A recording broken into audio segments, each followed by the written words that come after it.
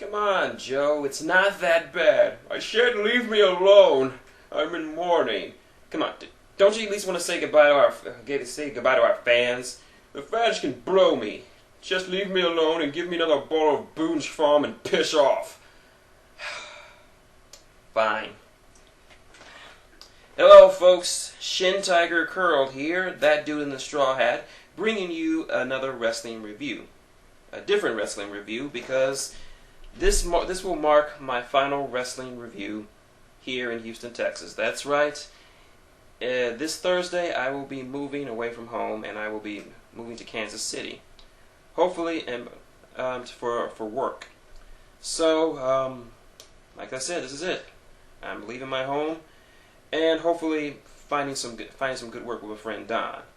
But the good news is he bought me a computer and better camera equipment, so hopefully the format will change by the next review.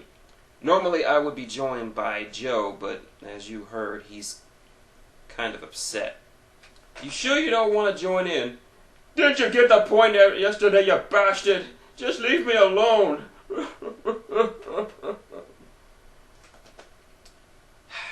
I don't know how to deal with him. But yeah, he's been in the Boone's Farm pretty bad. Why? Because it's Monday night. It's time for some Raw.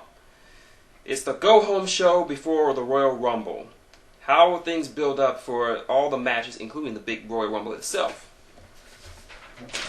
I got my notes. Let's get started. CM Punk comes out to a raucous ovation. He pretty much reiterates what he said about John Laurinaitis being a coward and a liar and how he has no balls, and tells him to come out and tells him that if he screws him at the Royal Rumble, he will beat the living piss out of him. And you know Punk doesn't lie about that kind of stuff. So he calls John Laurinaitis out, but Johnny Ace isn't there. Instead, another John comes out, John Cena. But this is a different John Cena than what we're used to seeing. No longer is he happy-go-lucky, saluting guy. No, he has a dark expression on his face. He comes out, stopping Punk's parade, which is kind of a reverse of roles if you think about it, and wants John Laurinaitis to come down to the ring, give Zack Ryder another title shot against Jack Swagger, give John Cena a match against Kane tonight, and quit his job as interim general manager. Johnny Ace comes out and says he's not going to do that. Tonight, Zack Ryder, having been cleared for wrestling duty, will have to face Kane. Falls count anywhere match. Wow. As for Punk and Cena, they have a match right now between the new United States champion Jack Swagger and the #1 contender Dolph Ziggler. Needless to say, I like Dolph Ziggler, I hate Jack Swagger. Enough said. But anyway, that goes into our first match. Punk and Cena versus Swagger and Ziggler. This is an okay match for what it's worth. Both sides wrestled their styles pretty competently. The finish comes when John Cena has Jack Swagger outside the ring with the STFU, while Punk goes to go to sleep, but Johnny Ace, who was out there at the time, distracts him, allowing Ziggler to get a roll-up pick victory, giving him his 4th straight victory over CM Punk. I like this. The match was okay, but it set up a lot of things for Sunday. Remember, this is the go-home show. They're trying to set up a lot of stuff. A pissed off Punk gets on the mic, and he says that he wants to challenge Johnny Ace if he has any balls to a match tonight. Ace agrees. So there we have it. Main event. Well, there you go. Next up, it's Chris Jericho. I know he's still trolling people. On his show, Chris Jericho's highlight reel. Of course, he has everything he needs. He has the chairs, he has the set, and he has the obscenely expensive Jeritron 6000. He gets in the ring, he's telling the crowd to be quiet, then he runs back to the back and gets a t-shirt cannon. If you don't know what that is, it's those cannons that shoot t-shirts in the crowd. He starts smooshing around thinking that he's going to shoot this there or that there, but doesn't. He gets the camera and just starts zooming in on the crowd itself. But then he says something. One sentence. This Sunday at the Royal Rumble, the world as you know it will end. And that's it. And that's all you hypocrites and parasites deserve.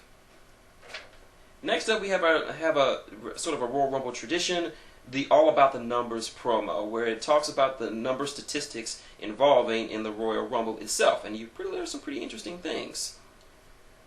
I'll leave that to you. Next up, Zack Ryder versus Kane, Falls Count Anywhere match.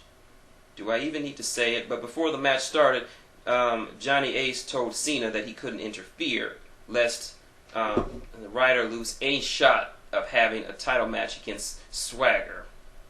Needless to say, this was a beating. This was a curb stomp. This was a massacre of biblical proportions. This was a nailistic style beatdown, similar to what happened with the Big Boss Man after he got his ass kicked by nails several decades ago. Needless to say, Zack Ryder couldn't get out the blocks. He had no chance against Kane, as Kane just dished out a beating of epic proportions, culminating in him choke slamming him through the stage. The match ends right there with no winner. Cena comes out, but is more concerned with his best friend as he lies motionless on the concrete. He's carried out to the ambulance. Cena says he'll take care of it, but Eve lashes out at him, saying it's all his fault. As it leaves, Josh Grisham tries to get a word in with Cena, but Cena is consumed with hate and anger. Kane is winning, and winning badly. Next up, Jinder Mahal versus Sheamus. Sheamus wins. I don't even need to go into that, because I hate Jinder Mahal. He sucks. Next up, Truth and Miz have a backstage segment with Truth as a WWE product advisor or something or other. I don't know. It was a pretty funny promo. Then Johnny Ace comes out. He says he's sick and tired of those two bickering. So he says that in their match, whoever loses will be the #1 entrant in the Royal Rumble. Now, if you already know, if you don't know your history, only 2 men have ever entered the Royal Rumble at #1 and have won the whole thing. First being Shawn Michaels, and the second, well, he who shall not be named. Next up, the Funkasaurus, Brodus Clay, battles the one-man gangbang, Heath Slater. And William Regal's on commentary. That's an automatic win in my book. Needless to say, it's another squash match for the Funkasaurus. While I do like the guy, I'm getting a little tired of the squash matches. Give a guy a rivalry or something to build him up. Next up, Miz and R-Truth battle. It was a pretty good match, but I felt it ran a little long in my opinion. But nonetheless, Truth picks up the win, so the Miz is now the #1 entrant into the Royal Rumble. Doesn't look good for his odds. Next up, King sadly reports that Zack Ryder has suffered a broken back. If Cena wasn't hating Kane now, he's damn sure hating him now after hearing that. I mean, he nearly crippled Jack Swagger last week for just taking his title. Kane may have ended his career. Next up, main event time. CM Punk versus Johnny Ace. But before the match began, Johnny got a fax from the WWE Board of Directors. Some bad news for him. He comes out with David Otunga right in tow. Otunga reads the fax. It turns out that the Board of Directors are not exactly happy with the way Mr. Johnny Ace is running things. So they decide that his role as interim general manager is up for review. So, and at next Monday's Raw, it will be under review by the CFO, Triple H. Revenge is kind of sweet, isn't it, Johnny? Johnny starts trying to suck CM Punk's dick, saying, "I want bygones to be bygones. I'll call it right down the middle." Punk isn't having it. So Johnny Ace decides that because of this, he's not in any condition to wrestle. So he gives it to David Otunga. Really? You're going to put David frickin' Otunga against CM Punk? Wow. Talk about your curb stomps. Needless to say, Punk makes short work of him, making him tap out, and then beats the crap out of him. Johnny Ace wants no part of CM Punk, even though he extends his hand to him. Punk shakes it and turns it into a GTS. He celebrates, but then the show-off, Dolph Ziggler, jumps in the ring, hits him with the zigzag, I think, or some kind of behind-the-attack move, and he's standing tall. Could we be seeing an image of things to come at the Rumble this Sunday? Never know. So that's Monday Night Raw.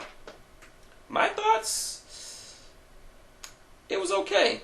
It was a good build-up show for what it was worth. It built up some very strong contenders in Sheamus, Wade Barrett, Miz, and, well, not Miz, R-Truth, and several others to possibly win the whole thing.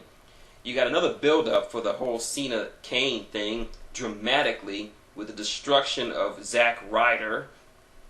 And the whole issue between CM Punk and Johnny Ace continues to escalate. I like this whole thing because CM Punk did what I didn't think was possible. He made Johnny Ace interesting. And I like that. And now, for the last time in Houston, Texas, the D-Cell Battery Award. This goes to Jinder Mahal.